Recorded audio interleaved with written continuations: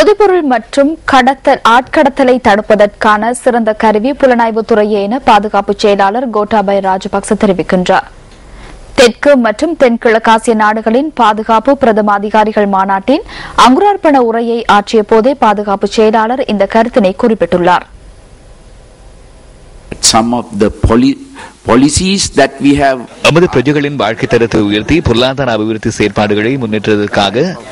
எமது பிரஜைகளின் வாழ்க்கை தரத்தை உயர்த்தி பொருளாதார அபிவிருத்தி செயற்பாடுகளை முன்னேற்றுவதற்காக சில கொள்கைகள் கொண்டுவரப்படுகின்றன.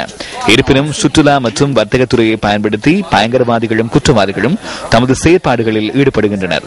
நமது நாடு உட்பட பல நாடுகளில் போதைப்பொருள் கடத்தல் அதிகரித்து வருகிறது.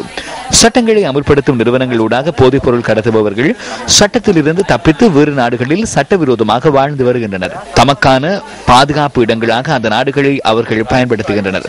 அத்துடன் ஆட்கடத்தலும் தற்போது குறிப்பிடத்தக்க அளவு அதிகரித்து வரும் ஒரு செயற்பாடாகும். ஆட்கடத்தல் தற்போது அதிக லாபம் பெறும் ஒரு வியாபாரமாக மாறி வருகிறது. சிலர் சர்வதேச தீவிரவாதிகள் மற்றும் கடத்தல்காரர்களுடன் தொடர்பு வைத்துள்ளனர். பொருளாதார அபிவிருத்தி மற்றும் சுபிட்சமான எதிர்காலத்தை நோக்கி பயணிக்கும் நாட்டிற்கு இவற்றுடன் போராடுவது என்பது மிகவும் கடினமான ஒன்றாகும். இவற்றை ஒழிக்க புலனாய்வுத்துறையே சிறந்த கருவியாகும்.